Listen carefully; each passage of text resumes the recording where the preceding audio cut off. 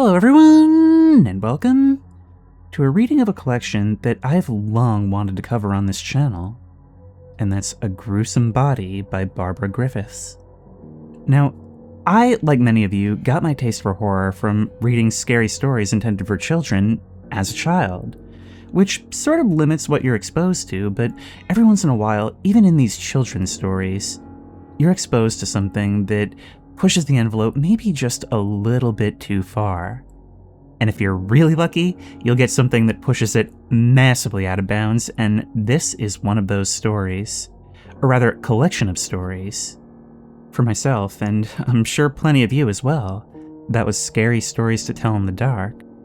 That collection of fairly simple ghost stories, which were cheesy in the moment, but often left you thinking about them while you were trying to sleep hours later. Not to mention the absolute nightmare fuel of the illustrations, and it definitely made an impact on several generations of kids. And as it happens, I discovered this book about 10 years ago while reading a thread where people were suggesting alternatives to Scary Stories to Tell in the Dark. And while this is much heavier on the story side, it does still have some very nice illustrations in it, and, well, it also shares the propensity for absolutely shocking you with just how far it's willing to go, while still maintaining the tone of being written for children. I think it's that contrast that makes it so shocking. I ended up ordering a used copy, which is pretty much the only way you can get it, and I'm really happy for that because it sort of imparts a sense of nostalgia even though I didn't have it as a kid. I mean, the pages are yellowed, it's got that old book smell to it, and there's even a name signed on the inside, Miranda C. So, wherever you are, Miranda C., I hope you're doing well. This book was published in 1994, and there's not really a whole lot of information about it online. It's out of print, so maybe we can preserve it in this way.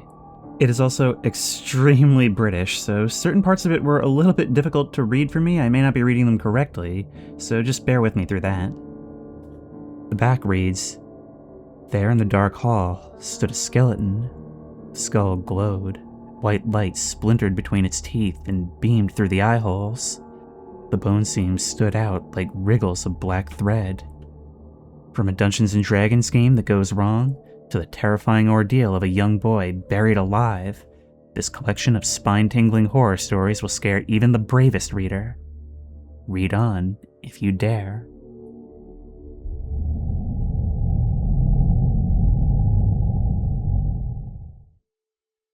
Cyberslayer 3. The first thing you need when planning a trip to the cinema is a one-day travel card. That and a timeout. Me and Chris had decided to see the new Schwarzenegger. At a cinema near you now. Cert 15. But as we all know, your nearest cinema may not be your dearest. 15? You two? Don't make me laugh, boys. Come back when you're out of nappies. So we cut the locals and took the bus to the multiplex at Staples Corner. There was a queue right around the car park, so we took another 2 buses to the Holloway Odeon. Chris said, "Perhaps we should try again next week. I mean, everyone goes to see it on the first day. We haven't got a chance. There's no point at all if we don't see it this weekend. I can just hear Rex and his mates on Monday. Seen Cyberslayer 3 yet? No? Well, I don't suppose they'd let you in, would they? You don't know what you're missing. It's the best film ever." Chris groaned. "Yeah, and then they'll tell us the plot." "In cyberslaying detail," I said. We'd struck lucky at Holloway Odeon before, but today there was a new girl at the till. "We are 15, we groveled. Honest, go on, please." "Well," she considered, "I'll see what the manager says. Just wait there." So we stood by the poster, admiring the way the flesh of the Cyberslayer's cheekbones melts into that lethal metal jawbone with the blades for teeth. How much hardware can a human add without becoming a cybernaut, I asked. I mean, how do you differentiate? "Oh, that's easy," Chris said. "Cybernauts don't have empathy." I thought about this. In that case, how do you tell Rex and his gang from cybernauts? Or anyone in our form? I had him there. "If we don't get in," I said, "it'll be your fault. That's a really lame haircut. Makes you look about 10. At least I've had my 13th birthday, Chris said. That's more than you can. I felt a fist grab my collar, and we were hurled through the doors. From the steps, we watched the manager's back as he strode away, rubbing his hands together. That's not very sporting, I grumbled. Hanging about eavesdropping? How are we supposed to know he was the manager? On with the quest, said Chris, flicking through the timeout. Crouch End Place is our best bet. Too sleazy, I said.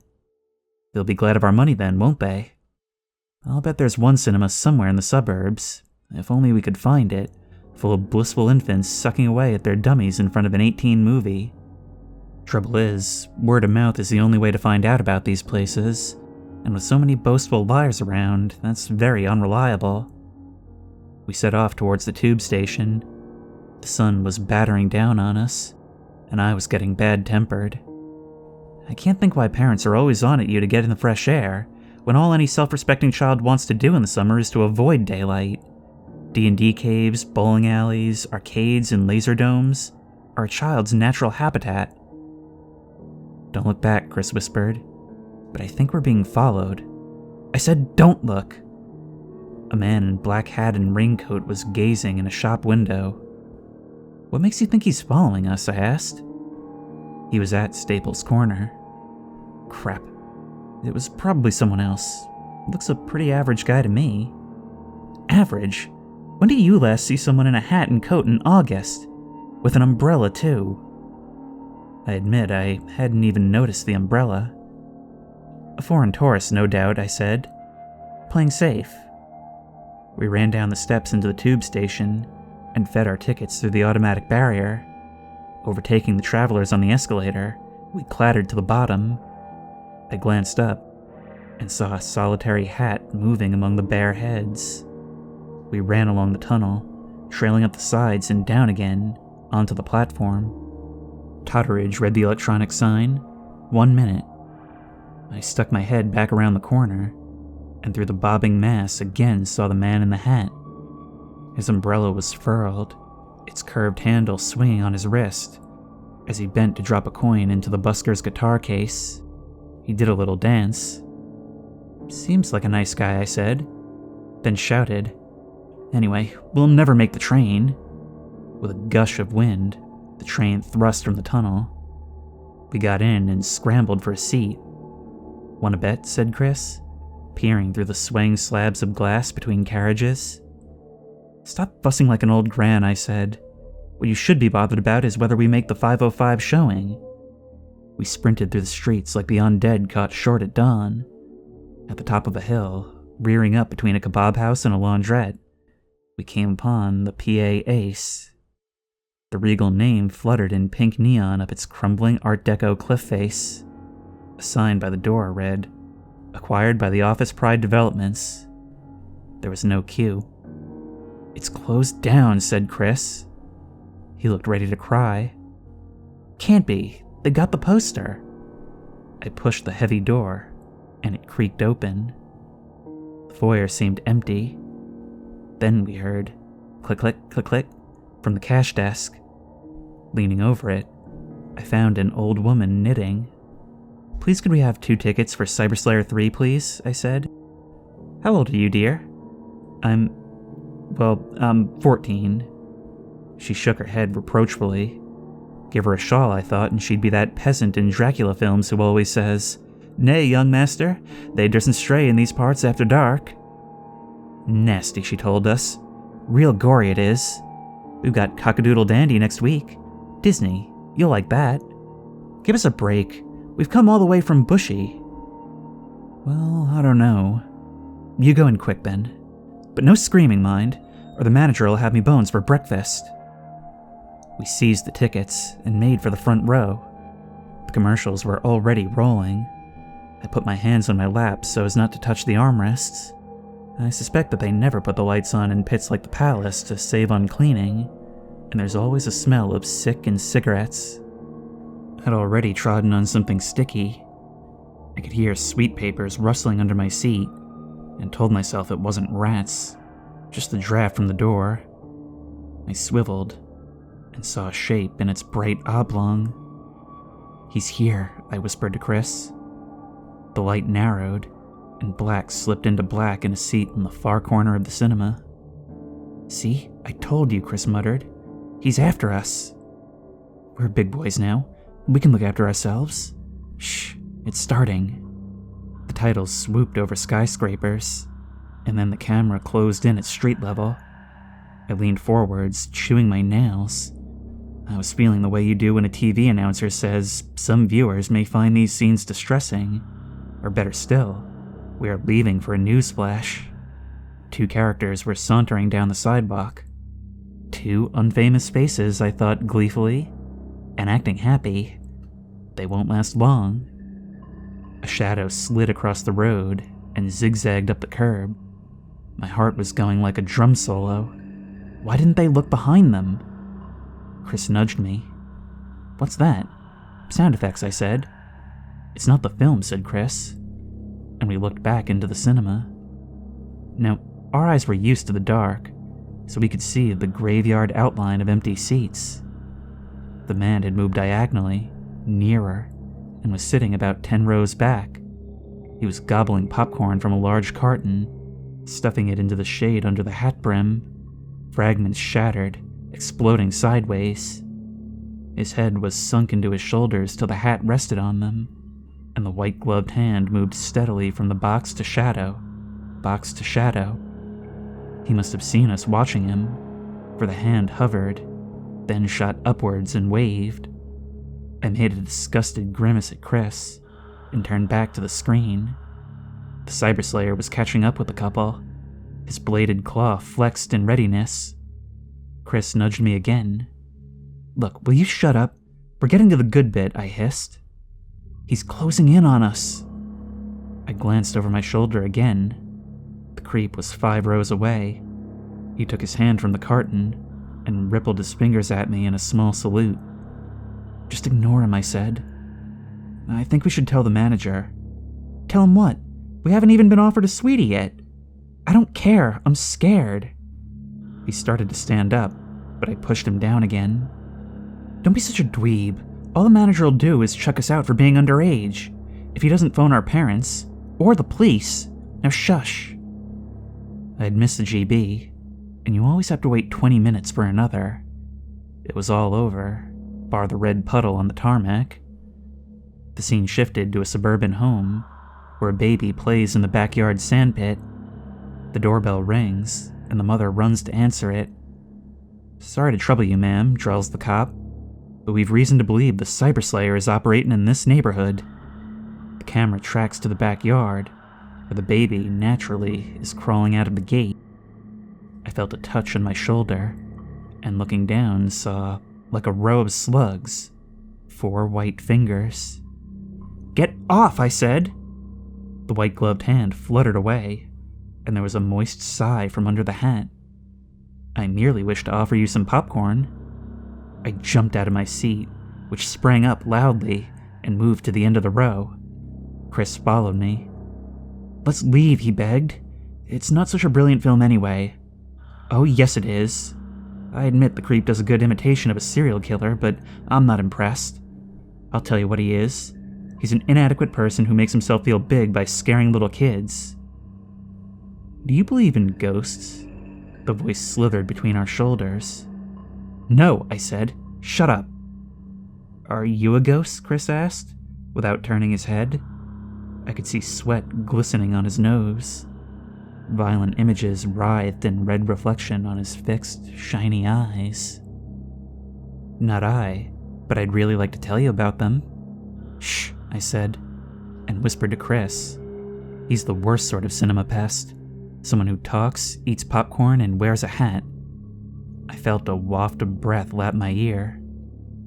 Ghosts, my dears, as I was just explaining, are the bloody fingerprints of tragedy upon the scene of its enactment. I moved 5 seats to the right, and Chris followed. So did the voice. Whereas I, it went on, you might say am more of an emanation. When these gold rays dance, you see, on dark, the stink of fear rises. Fear steams off the watchers, swirls syrupy in the shifting light shaft, so thick that spirits solidify, swim to haunt these halls of myth, and we spirits feed on the fear that makes us. We seek out, suck the sweet terror of the watchers, and the younger the watcher, the easier he scares. I heard Chris's seat bang, and saw him scrambling along the row, running for the exit. "Wait!" I cried, and tumbled after him, catching the door as it swung in my face. The cashier nodded in satisfaction as we crashed through the foyer. "Told you it were nasty." "Calm down," I said, catching Chris's sleeve as he ran down the steps. "The guy's just a weirdo." His eyes were bright, the skin scraped dark around them. There was a curve of red dashes on his lower lip where he'd bitten it. "Don't worry, it was a lame film anyway," I comforted him. "Come on, let's get you home." We started to walk down the hill. I looked back. It was sundown, and a triangle of shadow bisected the cinema, obscuring the doors. All I could make out were the pink letters. "I can't see him," I said, and, despite myself, shuddered. "Let's run." It's strange how every suburb is a foreign country. The houses on a different scale, the color of the bricks, of the people, unfamiliar. Here on the hill, the sun pressed close, squeezing our shadows to jigsaw shapes. Hardware, video, optician were behind us. Grocers, newsagent, minicab lay ahead. And then the tube. There was a sour taste in my mouth. The traffic din throbbed in my ears to the rhythm of my panting. I coughed and bent over, holding my knees. My entire body shook to the pounding of my heart. "You can't stop now," Chris shouted. Floating down the hill behind us came the humped bat shape of the umbrella. I spat and straightened, trying to find my cool. "Don't be such a worrywart," I said.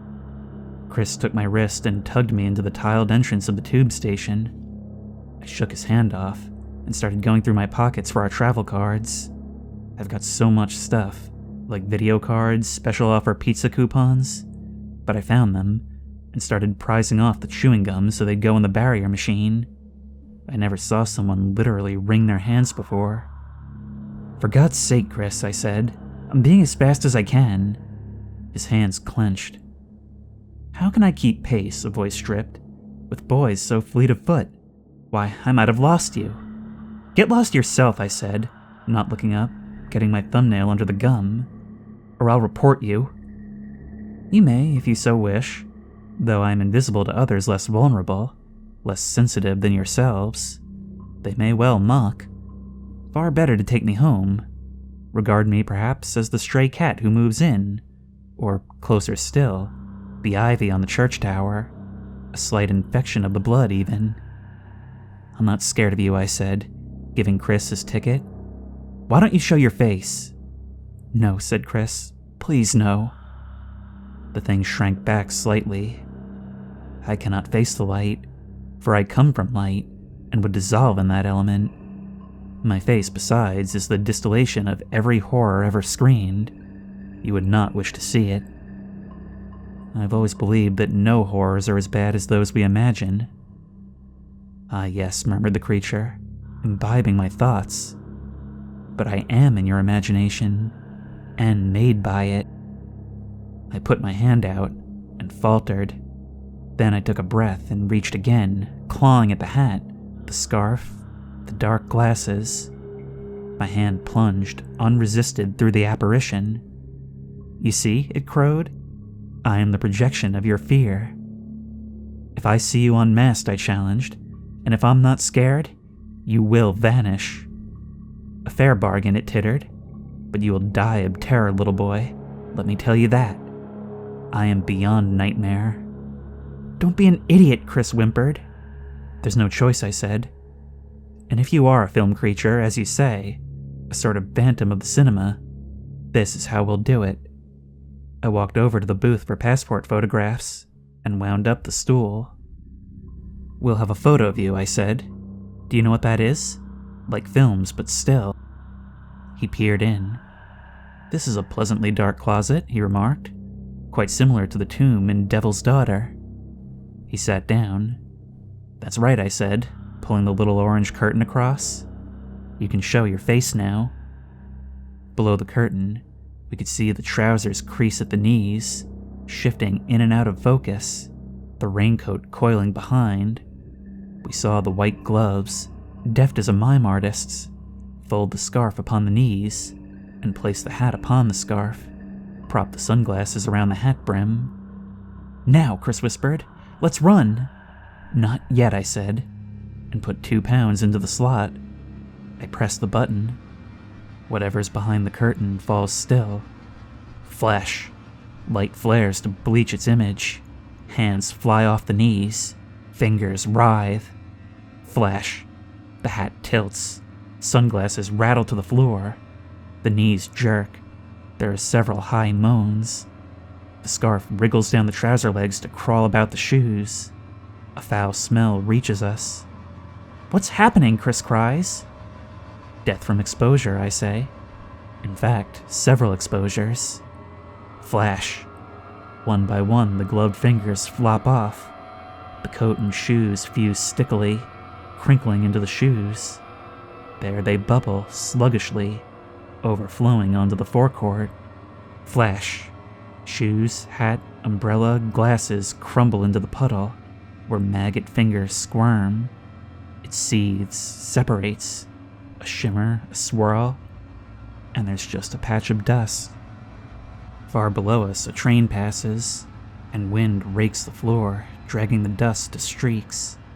We watch, mesmerized, as a man in overalls shuffles by, his broom sweeping crisp packets and newspapers and cigarette butts, scraping them along, mixing into the recipe about a tablespoon of granulated instant horror. "All right for some," he says. "Having a nice day off?" We push our travel cards into the barrier, then stand on the escalator. Soberly, we walk onto the platform to wait for the train. As it draws in, a shriek echoes through the tunnel. "Someone's had a fright," I say, swinging on board. I smile to myself. I know passport photos are generally dire, I add, but I'll bet those are something else.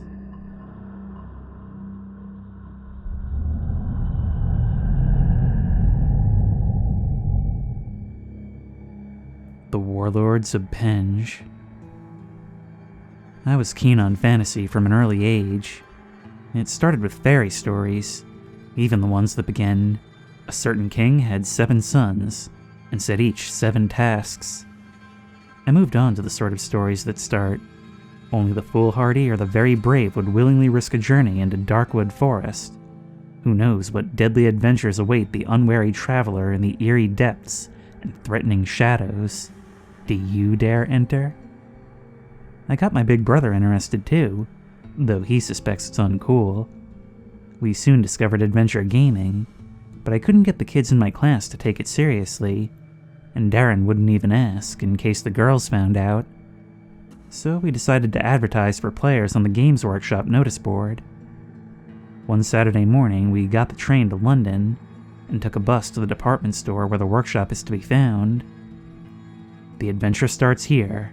Should we A, go down the escalator and have a Coke? B, enter the reject shop and have a look at the rude adult toys? Or C, go straight up to the Games Workshop? I'm afraid this is my story, not yours, so you can't choose. Besides, in my experience, things generally just happen, and you don't have any choice in the matter. As you already know, we're going to the workshop, so let's get on with it. The window is always a great sight. All those dragons and warriors. A window to gladden your heart in that dreadland of sock and sofa shops. A bit like the end of a quest when you come all the way from Penge. Come to think of it, Oxford Street already has its cast of role players. Monks, equipment, robes and symbols. Chant, Krishna Krishna, Hare Krishna. Ancient hermit, equipment, sandwich board. Chant, scourge thy flesh, eat only lentils. Thief, equipment, milk crate. Chant, stolen goods, ladies, all stolen jewelry, yours for 10 pounds in a Gucci bag. Plus the countless hordes of beggars. In the workshop by the door, there's a glass case for painted models. I always have a look to see how mine compare. Past the games, past the books, and before the t-shirts is the notice board. There were quite a few good ones that Saturday. We are the Emperor's warriors. We do as he commands to do battle against his foes, who will be vanquished across the land. There's something threatening about them, Darren said. I reflected. It's the capital letters. Makes them look like blackmail demands. Hey, is that one awesome or what? Be it known that the spare challenge is issued to any and all pretenders and sundry miscreants. Let the petty tyrants and squabbling brigands come forth to meet in combat at a place to be appointed, and may the gods smile upon the just. Signed, His Most Serene Majesty, Defender of the Just, Lord of the Twin Seas, Sigismundo the Nameless, High Duke of Pagliano. Nah, said Darren. He's a prat. He's not nameless at all. He's Sigismundo, High Duke of Pagliano, with a Croydon phone number. So that's out. Still, nice style though, I said enviously. I pinned our ad beside it. If you include the drawing, it had taken me an hour to get right. To who that dare, we the Eliminators send forth a challenge to anyone who is brave enough, or believes his army to be strong enough to combat, Tuesdays from 8 to 10 p.m. at 65 Bexley Avenue, Penge. Darren and Dale, the Warlords of Penge. It looked okay.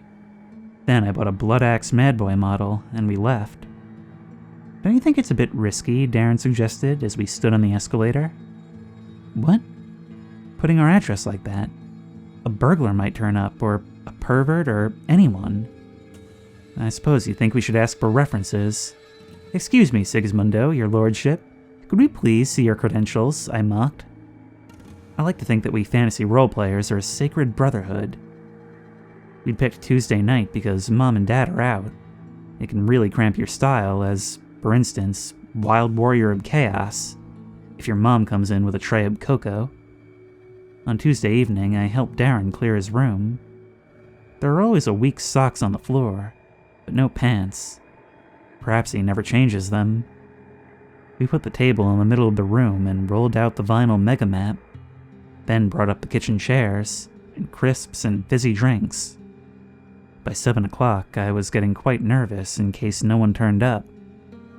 By 7:30, I was hoping they wouldn't. I'll say one thing though. I'm always proud of our house when people come for the first time. Dad's got it looking lovely. It's half of a pair of semi-detached, but our half has diamond-paneled triple-glazed windows. You can hardly hear the motorway at all, and the front garden is all concreted over, so we can park 3 cars with chains on posts. Really smart. I got paper and pencils and the dice, and sat down to wait. The room looked great with just the Anglepoise shining on the table. Atmospheric's the word. I read the handbook and started getting into my character. His name is Mordred, a city rogue who lives by his wits. I've been building him up for about a year. When the bell chimed, I ran downstairs and turned on the porch lantern. I opened the door. There were 2 visitors on the step. "Greetings," I said. "Mordred welcomes ye, O weary strangers." There was a podgy kid in a baseball cap, and a tall guy dressed as a monk. Don't tell me, I exclaimed. "You must be Himmler Rottingflesh, Chaos Sorcerer of the Nurgles." There's a picture in the handbook. "No," he replied. His voice rattled from the shady depths of his hood. "I am the Avenger." He had a Kent accent you could cut with a dagger. "And I'm Giant Lauren, mighty slayer of Bredith," piped up the little kid. I think he was feeling upstaged. "Enter," I said. "Straight on up the stairs." As the Avenger swept past, I admired the authentic squalor of his costume. The putrid, disintegrating robes. He wore sandals even a pottery teacher wouldn't contemplate. "Come on the bus in that lot, did you?" I asked, as we went into Darren's room. He didn't reply. The little kid made for the other side of the table. "We're not together," he said. I introduced Darren. He plays under his own name, though you're not supposed to. and we all sat down. I explained the scenario, which was to stop the undead army engulfing Fragglehorn Valley and marching into Bretonia. I had plotted the map myself, and the forests were wire wool sprayed green. Darren handed round the crisps, which were expensive ones, with their jackets on. The Avenger was muttering to himself, fumbling inside his robes. Suddenly, he swung an arm, scraggy as a vulture's wing, across the table. The Dwarf Holds, the Skag Hills, and the Halls of Khazred Kane, even my best warhounds, were scattered over the carpet. He held up a large scroll. I was quite upset, I'll admit, but when he unrolled the parchment over the table, I caught my breath. It was a map, exquisitely painted. You could see different trees in the forests, oaks and pines, and trees I don't know the names of. You could even see birds in them, and the crinkly waves on the rivers were tipped with silver. There were grasslands with sheep, and a few villages with wattle huts which were almost 3D. "No cokes on the table," said Darren, and we began to play. We decided the Avenger should be Game Master, as it was his map. I felt quite ashamed of my model. "In ancient times," the Avenger began, "when the world was green and stone gods and their henchmen despoiled the land, a shepherd boy, high on a hill, saw them come, and set out to repel the invaders." He pointed at Darren, his finger jutting black against the light. "You encounter the boy in the Valley of Larkspur. Will you fight him? Will you turn him to stone? Or will you flee to the forest?" "Fight," said Darren, and threw the dice. He got a 30, enough to slay the boy, and galloped off to the nearest settlement. Me and Lauren, who'd been hiding in the woods, charged along to join him, and together we burned the village to the ground. Razed, I think the word is. And I do like being the bad guy. It's always more fun. And I make a point of always choosing the most dangerous course. Whatever we pillaged, the Avenger erased with his sleeve, so that bright harbors and hamlets blurred to a gray smudge. Bit of a shame, really. "This is a pushover," said Lauren. "I think you should make it more difficult, with dragons and things. Ogres, perhaps." "The Game Master's always right," Darren reminded him. "GM, for heaven's sake," I said. "Every time you say Game Master, I keep thinking he's going to make me put on my shorts and do press-ups." But yeah, this fantasy could do with a bit of spicing up. The Avenger leaned towards us across the map, and we heard his joints creak. "When we meet again, shall it be to play this game of dice for striplings, or to join in mortal combat for the land of my forefathers?" 2 points of light glittered in the hood. "No contest," I said. "Mortal Kombat, definitely," said Darren. Definitely," said Lauren. "That is, what sort of mortal? I mean, my mom expects me home by 10:30. The Avenger stood up. He secreted the chart and flung a tarot card onto the table. On one side was the Hanged Man, on the other a map marked with a cross. "Stour," said Darren. "Isn't that the new town where they found all those tumuli?" "I know where it is," I said. "It's past all those warehouse places on the Rochester Road. We could bike it." "You haven't written the address," Lauren grumbled. But the Avenger was already swirling down the stairs. "He didn't even say thank you for the nibbles," said Darren. I went to the bathroom to get some air freshener. When Tuesday night rolled around again, we were in two minds about going. After all, our ad was still up at the workshop, and some game player might turn up. On the other hand, it's always been my policy to take the dangerous option. Well, what would you do? Should the warlords of Penge, A, stay at home to receive warriors, or B, valiantly set forth to meet the mighty challenge? So we got on our bikes and pedaled off, through the arcades, past the B&Q, and towards Stour. It was raining, and a bleak wind was furling newspapers round our wheels. I could barely make out the red light wavering on the back of Darren's bike. "I bet Lauren doesn't come," I shouted, trying to keep my spirits up. "The lily-livered knave." I had my anorak on. but the spray from passing lorries drenched my jeans. I swerved to avoid a mound, which probably used to be a dog, and caught up with Darren. On our left, wire netting crisscrossed oil drums and squashed cars. On our right sprawled a jumble of superstores. We labored up the hill till our stamina points ran low, then freewheeled down the other side towards Green Acres. It looked marvelous, just like an architect's model, with 1,000 little monopoly houses. I've always fancied being a property developer when I grow up. It's just model making on a grand scale. It was lit up like a Christmas tree with those new street lamps, globes on poles, and we stopped under one to consult the map. Should we take A, Oakwood Drive, B, Riverside Close, or C, Meadowsweet Crescent? The cross is actually just outside the residential area, Darren pointed out. We heard a yell and saw Lauren on his bike. "Hang on, you guys," he panted. "I've done the Close and the Crescent. There's no sign of the Avenger." The streets were empty as we rode 3 abreast down Oakwood Drive. Soon the houses had black windows, then none at all, as if the architect's plan was undrawing itself. After a while, the house shapes were merely sketched in with trenches. The road, with its lollipop lamps, was losing confidence and trailing away. Darren stopped. "This can't be right," he said. "I vote we forget the whole thing and go and get a burger somewhere." I braked as a ravine gaped before me. "We've lost the road, or where the road should be," I said, peering in. Some 3 meters down, I could see the dark shape of my head reflected in rainwater. This place is one huge building site. Time to decide.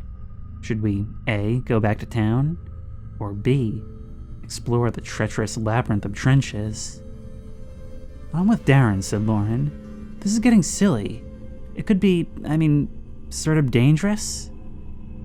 Put like that, there's no choice as far as I'm concerned. "You do what you like," I called over my shoulder. "I've got an appointment with Destiny." I got off my bike and wheeled it into the muddy waste. "Come back, you pretentious prat," Darren shouted. "You stupid git." I heard him throw down his bike and start to pick his way through the filth. "Let's go," pleaded Lauren. "I can't. He's my responsibility." The trenches at this point were only a meter apart and kept intersecting. They were leading me to the main construction site, where the land was carved up like a tub of ice cream. I saw rows of pillars supporting nothing, and a vast oblong of raw cement, the foundation for what a sign described as Meadowsweet Mall. I leaned my bike against a pillar and started to climb a pyramid of marble slabs so that I could look round for the Avenger. As I clung to the slippery stack, something clattered downwards to rest by my fingertips. It was a sword. Raising my eyes, I saw the Avenger at the summit. It had stopped raining, but the sky still boiled, churning his robes like seaweed in the purple night. Below me were Darren and Lauren, their upturned faces childish with the mouths open. "Pay me heed, Mordred," the Avenger called. "This is the land that you and your barbarian forefathers wrested from me and my forefathers. I challenge you now to fight for it." "That's nothing to do with us," Darren called. "Who do you think we are, the Department of the Environment? Leave Dell alone, he's just a kid." "Mordred summoned me. I cannot return till the battle is lost or won," the monk insisted. "All right," I cried. "I'm not afraid of progress, and I'm not afraid of you. Come down and fight." I seized the sword and slipped back. Like lightning streaks, another 2 swords zipped past me down the pile. I landed on my knees, and as I groped for my sword, I saw that Lauren was already brandishing his. The Avenger stalked towards him. We watched the glitter in the moonlight. Then the Avenger made a small shift, and Lauren's sword was gone. The boy backed a few steps and turned towards the houses. Whichever way he ran, the trenches cut him off. It was a maze. The monk followed without haste, his hands folded into his sleeves. Darren crept up beside me and took my wrist. He was pulling me away. "We can't leave Lauren," I said. I tugged my arm free and ran after them. By now, Lauren was backed against a wall. He turned, scrabbling at the bricks, and we saw the Avenger advance. With a gentle, almost fatherly gesture, he leaned forwards to embrace the boy. I glimpsed Lauren's face, his throat black-striped by the Avenger's fingers. Then he was lost to sight in the swashing robes. His adventure ends here. "Come on," Darren whispered. When I looked again, the Avenger had vanished. So had Lauren. I ran to the spot where they'd been, but there was nothing to see. Just a baseball cap floating deep in the earth. "For God's sake, Dale," Darren hissed. "Can you please, for once in your life, do as you're told?" "I want my bike," I said, and headed back. My shoes were dragging in the mud, and I pulled them off to run in bare feet. I was panting as I ran, and coughing too from the tears and snot. When I reached the side of the mall, I saw the Avenger was already on the marble hill at the other side. His hands were raised, his fingers enmeshed as though in prayer. The concrete rectangle between us glistened in the moonlight, cold and shiny as an ice rink. He chuckled and called across. "One youth may yet live, if the other is prepared to do battle. Who shall it be? Make your choice." What should I have done? Fight for my bike, my honor, and my brother's life? Or flee like a paltry coward? I was angry on Lauren's behalf, and besides, you know my philosophy.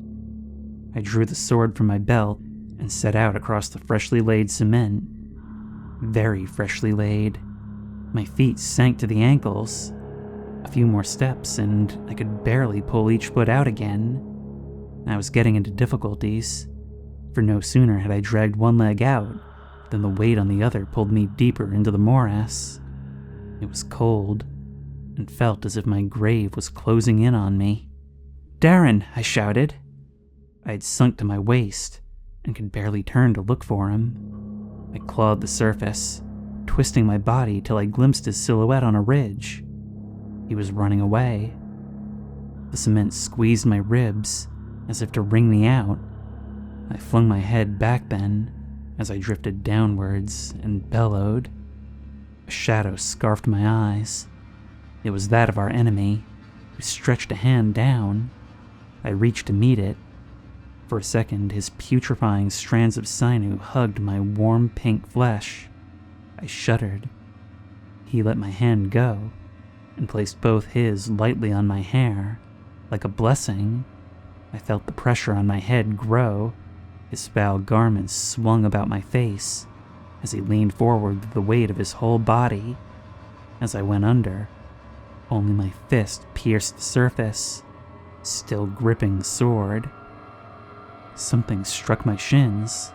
It was as if God had spooned me from his porridge, for I suddenly found myself in the air.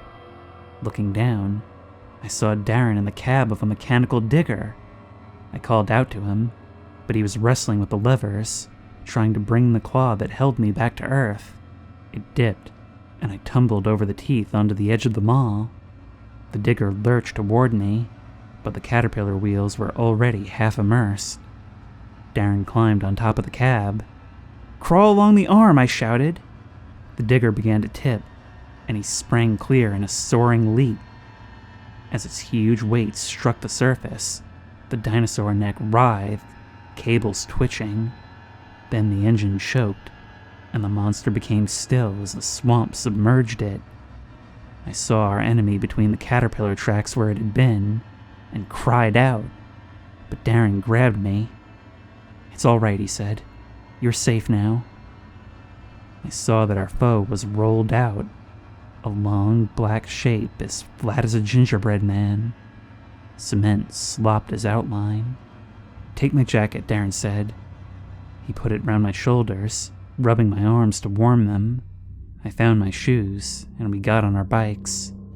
We rode home without speaking. We were both thinking about Lauren. Silly kids often die on building sites, and no one asks questions. But it's so unfair because I was the silly kid, not Lauren. Not anymore, though. I've grown up. Well done, traveler. You have succeeded in your quest. So, that was it. No more adventure gaming. On Saturday, I went back to the games workshop to take down our advert. I scanned the notice board. Our ad had gone, but from the same red drawing pen hung a parchment, which read, "All ye armies of the undead, from Cambria to Mercia, from Wessex to the Pictish kingdom, rise up, oh rise up, I command ye. Let legions of darkness go forth in mighty columns, shake the earth from your swords, grind them sharp as viper's fang, and lay waste with bloody slaughter all, at 65 Bexley Avenue, Penge, from 8 to 10 p.m. on Tuesday."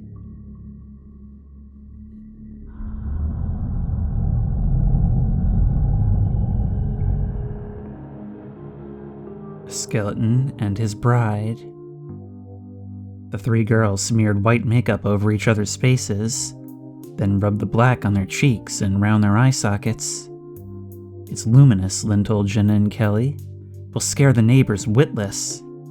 They gibbered at each other in the bathroom mirror, then went to find Lynn's mom. "Have you got any old sheets?" "Yes," was the reply. "And they're on the beds, so you're not having them." "We'll bring them back." "Oh yeah, all muddied with holes cut for your faces." "God, you're so mean sometimes. How can we go trick-or-treating unless we dress up?" "There's some old curtains in the spare room wardrobe. That's my last offer, or I'll be late for the party. Do be good girls. I don't want to hear you've been trying door handles together or squirting water through letterboxes." They ran upstairs to the little room at the end of the passage and clambered over the suitcases, hair dryers, and broken fires, which crawl there to die. At the bottom of the wardrobe was a pink candlewick bedspread and some chintz curtains. Holding one against herself, Lynn looked in the wardrobe mirror. "My mom's such a cow," she said. "She never lets me do what I want." "It doesn't matter," said Jenna. "As long as we dress up as something. I'll look for stuff to tart them up with." She dug around in the cardboard boxes by the bed, while Lynn went through the wardrobe. "How's this?" she asked. Lynn looked round to see Jenna cloaked in a curtain, with a toy skunk sitting on her head. It was held there by a belt fastened under her chin, its tail hanging down the back of her head, the nose bobbing perkily on high. "Weird or what?" she said.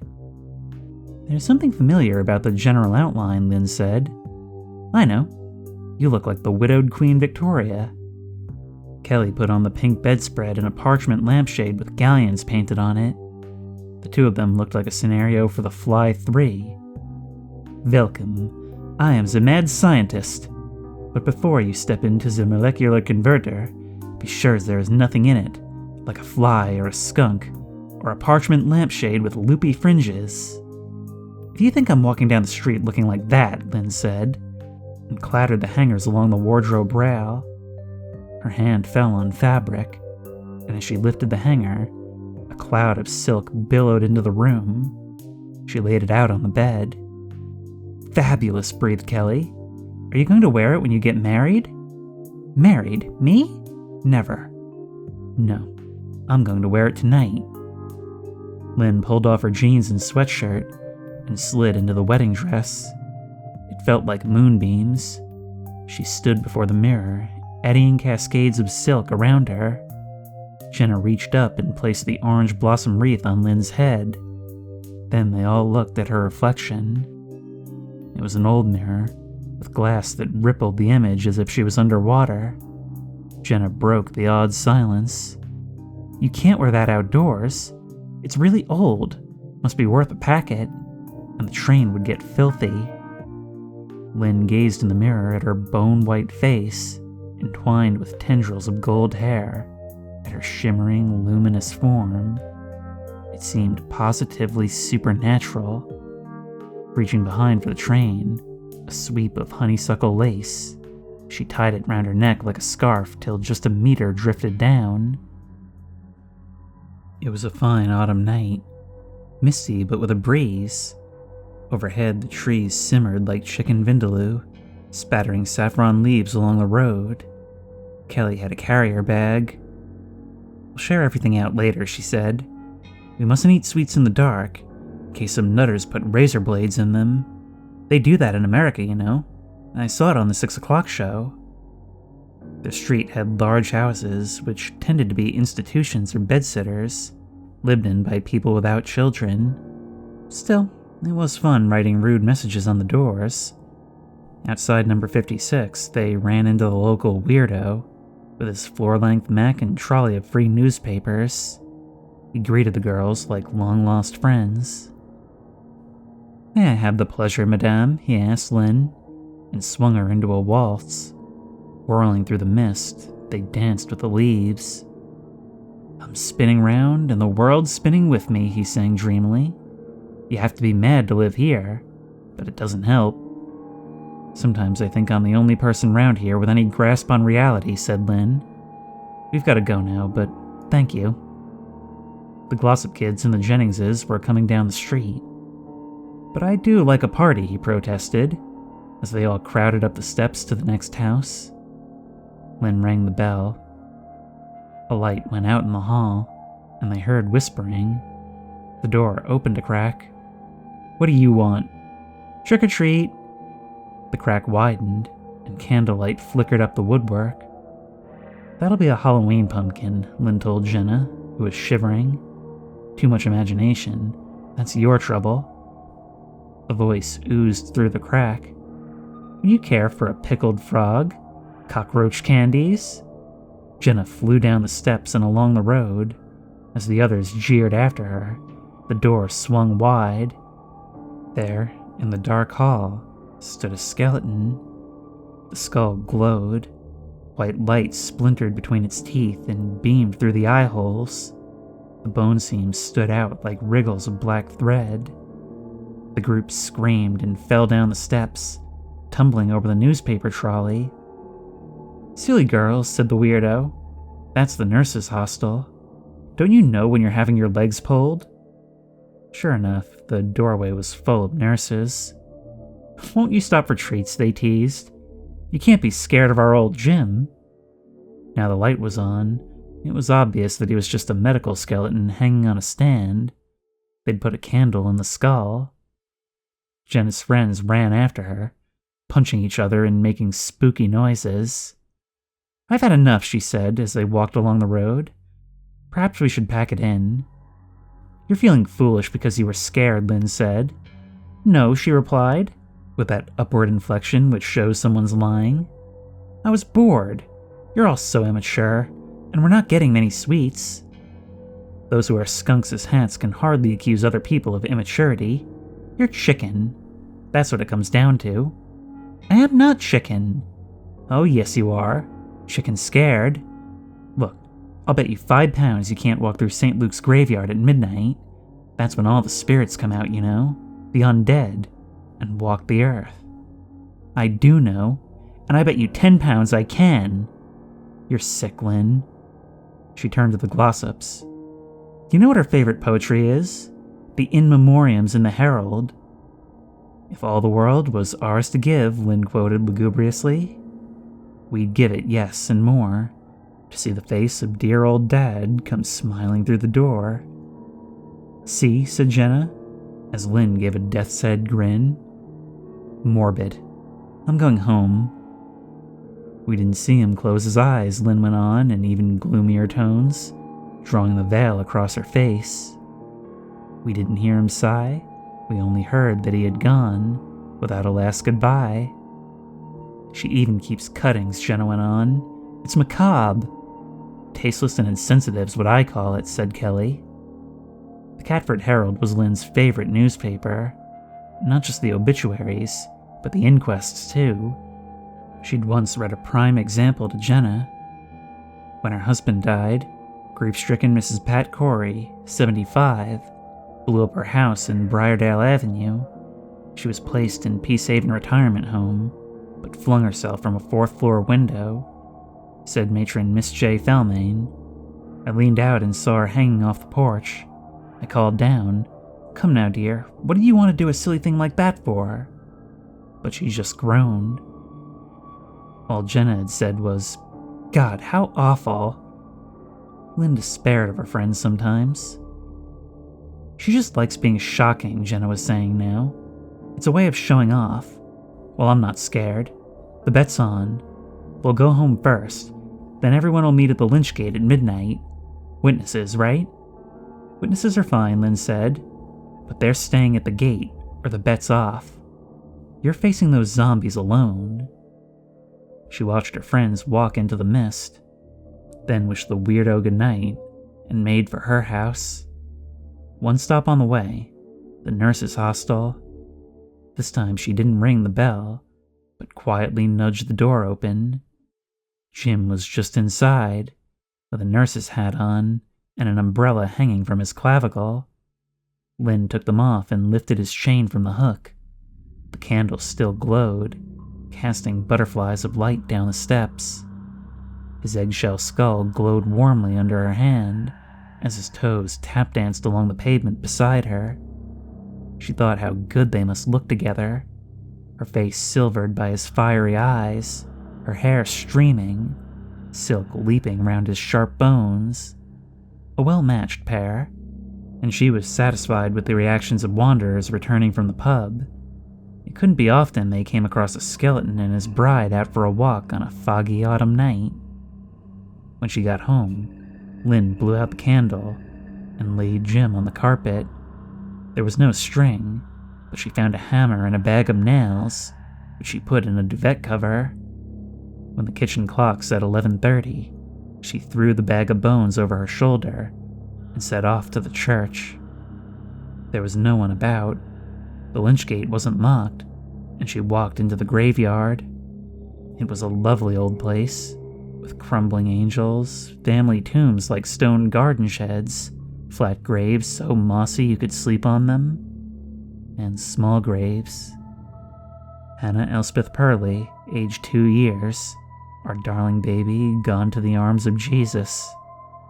For a while she gave in to the common compulsion to seek one's own name on gravestones, but they were hard to read, not only because it was dark, but because the carved letters were half erased by time. You'd think if your name was carved on stone, at least that would be immortal. She slithered on the horse-chestnut leaves and fell headlong between the graves.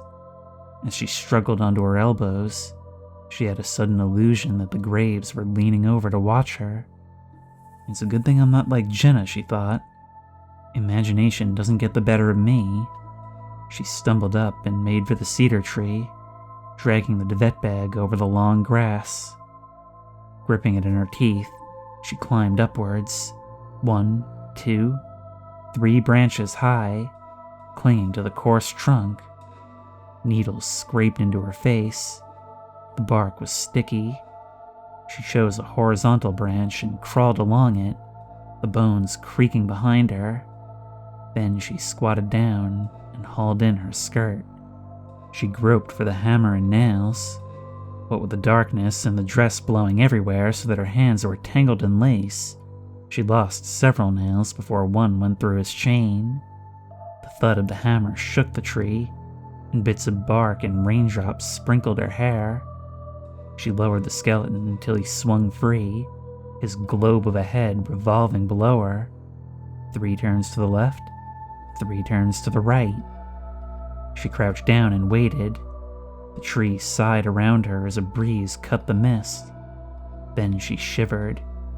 To raise her spirits, she proclaimed, "To a late auntie. Oh, you who have an auntie, do cherish her with care, for you never know when you'll turn round and look and find she's not there." When Lynn was younger and less cynical, she'd wondered at the endless columns of verse in the Herald. It had impressed her the way the local dead had so many grieving relatives, and she'd found it comforting to think her family would be heartbroken if anything should happen to her. But then she'd heard that the undertakers put pressure on relations because they get a backhander from the Herald for each advert, She didn't see her family falling for a scam like that. They were a hard-nosed lot. When Grandpa died, Lynn's Nan had taken the flowers off the coffin and brought them home, because she'd said she needed cheering up more than he did. For a week she'd had Sydney written in pink carnations on the mantelpiece. 5 minutes to 12, and the wedding dress was clinging to Lynn's cold skin. She was sure Jenna wouldn't show. Below her, ivy leaves flicked their sharp tongues. She watched as shadows squirmed through the grass, and the moss on the graves began, she could have sworn, to assume a glistening, furry texture. It was crawling, so she closed her eyes and prayed. "Dear Cousin Bill, we love you still. We never knew that you were ill."